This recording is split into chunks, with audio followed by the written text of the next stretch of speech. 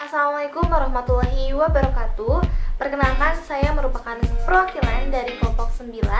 Di sini kelompok 9 akan menjelaskan mengenai jurnal internasional. Perkenalkan, nama saya Gisti Anissa dengan NIM 11820606040. Perkenalkan, nama saya Hasan Alfariji dengan NIM 11820606042.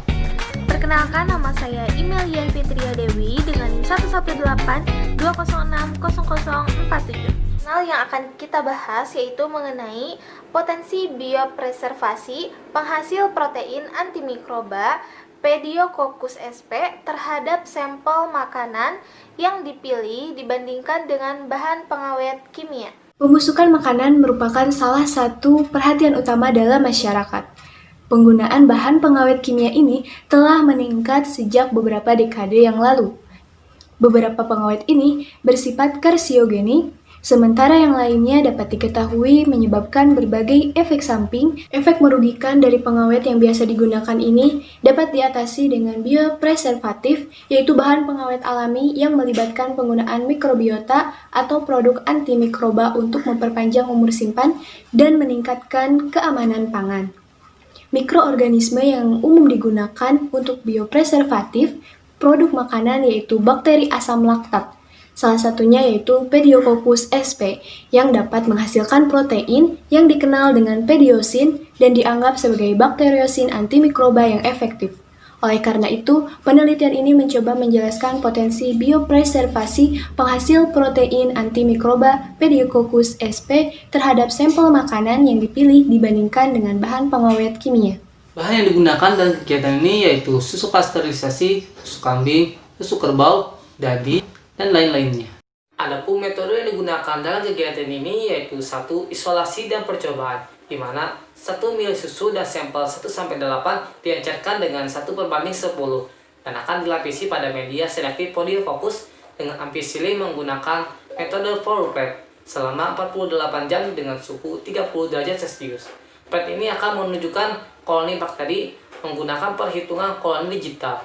Dan kultur murni dari bakteri ini akan diinokulasi pada Na miring dan Nb. Yang kedua, karakteritis mikrobiologis, di mana koloni yang sudah diisolasi akan dioles pada Na dengan teknik standar, dengan pewarnaan gram dan uji mobilitas, yaitu untuk menentukan karakteritis bakteri. Selain media PMS, karakteritis fenotip dengan melewati isolat pada media maniak asal agar dan agar darah. 4. Ekstraksi dan permurnian parsial protein dari Pediococcus spp. Pediococcus spp yang telah diinokulasi dalam kaldu ekstraksi EG dan disimpan dalam inokulator pengocok selama 48 jam dengan suhu 30 derajat Celcius. Sel ini akan dipisah dengan sentrifugal selama 15 menit pada suhu 4 derajat Celcius. Dan supernatannya yaitu akan diatur pada pH 6,5. 5. Penelitian protein antibakteri dari ekstra protein, di mana aktivitas antibakteri ekstra protein ini dimurnikan sebagian terhadap isolat dilakukan uji difusi. Kultur dari media mular hiton agar sekitar 25, 50, 75, dan 100 ukroliter ekstrak etanol. Penelitian perpanjangan umur simpan, di mana 1 kilo dari 3 set stroberi, tomat, ikan, jamur kancing, dan daging dan jagung disiapkan secara terpisah untuk penelitian umur simpan, yaitu 5, 10, dan 15 mili dari kultur Pediococcus disiapkan di kantong kunci zip. Volume kultur dari bakteri disemprot pada rasio W/F dengan sampel makanan diinkubasi selama 48 jam. 3 set sampel akan disiapkan sebagai uji dan 1 set sampel akan dibagi sebagai kontrol. Untuk dianalisis komparatif dan supernatan yang dipersiapkan seragam dengan penyemprotan steril. Sampel ini akan disimpan pada suhu 20-30 derajat selama 20 hari dan dimonitor setiap harinya, dan perhatikanlah perubahan fisiologinya. Yang ke-7, penelitian efisiensi pengawetan biopreservatif dibandingkan bahan pengawet kimia, di mana ada 2 bahan PDA yaitu natrium benzoat dan natrium sulfit dibandingkan dengan efisiensi pengawet dan masa penyimpanan biopreservatif dan sekitar 15 mg liter supernatan dengan protein antibakteri terbuat dari kultur Pediococcus. Yang ke-8 yaitu penentuan jumlah bakteri dalam sampel makanan yang disemprot dengan biopreservatif. Selama 20 hari proses penyimpanan pada sampel makanan yang telah diaplikasikan dengan 15 mg supernatan dari Pediococcus dan pengawet kimia dan sampel kontrol dihitung. Untuk hasil dan pembahasan, Yang pertama itu ada jumlah mikroba dan karakteristik molekuler Pediococcus sp di produk susu. Tabel ini menjelaskan mengenai jumlah isolat bakteri yang diperoleh dari berbagai produk susu dengan metode pengenceran serial. Nah, yang diisolasi pada kode S5 sampai dengan S8 pada suhu 30 derajat Celcius selama 48 jam ternyata tidak tumbuh koloninya. Hal ini mungkin disebabkan oleh kondisi lingkungan yang digunakan atau sampel susu dan non-susu yang tidak difermentasi, sehingga kemungkinan yang diinginkan tidak tumbuh. Nah, isolasi koloni itu menyerupai Pediococcus sp, ditemukan hanya dari sampel S3. Tabel ini merupakan tabel dari ciri morfologi dan biokimia dari isolat dari sampel S3, yaitu dari buatan yang difermentasi dari sapi Bos Taurus. Nah, karakteristik biokimia dari isolat menunjukkan bahwa bakteri tersebut termasuk dalam genus Pediococcus. Fitur morfologi isolat S3 ditemukan sebagai gram koki positif dan non-motil tersusun secara tetrad. Nah, gambar tersebut merupakan 16S rDNA karakteristik isolat dari sampel susu S3. Pohon filogenetik yang diperoleh dari gen 16S rDNA sekuen homolog terbaik oleh Blaise. Pencarian kesamaan yang dilakukan oleh Blaise menggambarkan bahwa 16S urutan rDNA bakteri menunjukkan 99% identitas ke-16S rRNA urutan Pediococcus acidilactici strain LH9.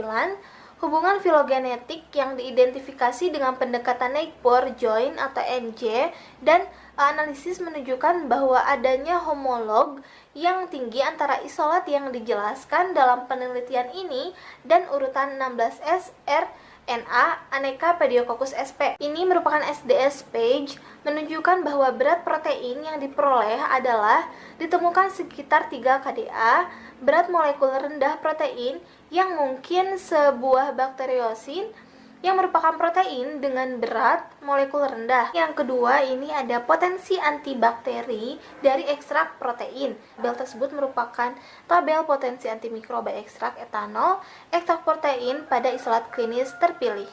Diameter zona hambat yaitu ada di sekitar sumur yang diaplikasikan dengan 100 mikrogram per mili ekstrak protein terhadap isolat klinis Shigella dan E. coli. Akan tetapi, tidak ada zona hambatan yang diamati di sekitar sumur yang diaplikasikan dengan 100 mikrogram per mili ekstrak protein terhadap isolat klinis Streptococcus sp. Yang ketiga, mengenai studi perpanjangan umur simpan sampel makanan yang dipilih.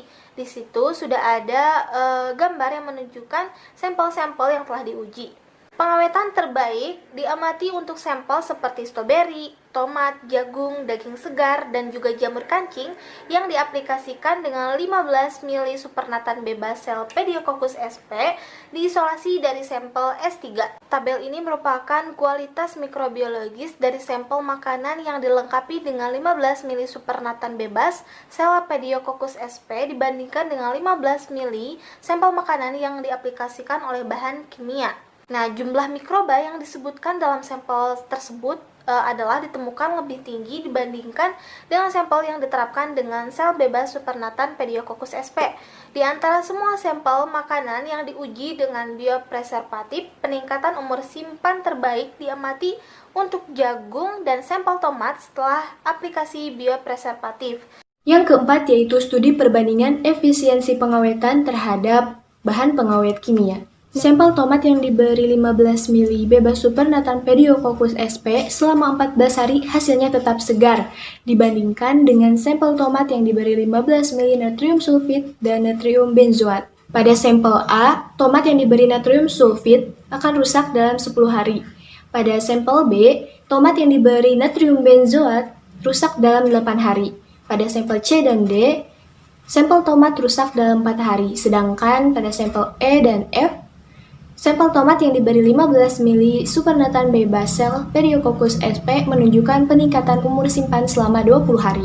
Kesimpulan, dari penelitian ini dapat ditarik kesimpulan bahwa penggunaan protein antimikroba dari bakteri Pediococcus sp terhadap sampel makanan dapat digunakan sebagai biopreservatif dibandingkan dengan bahan pengawet kimia.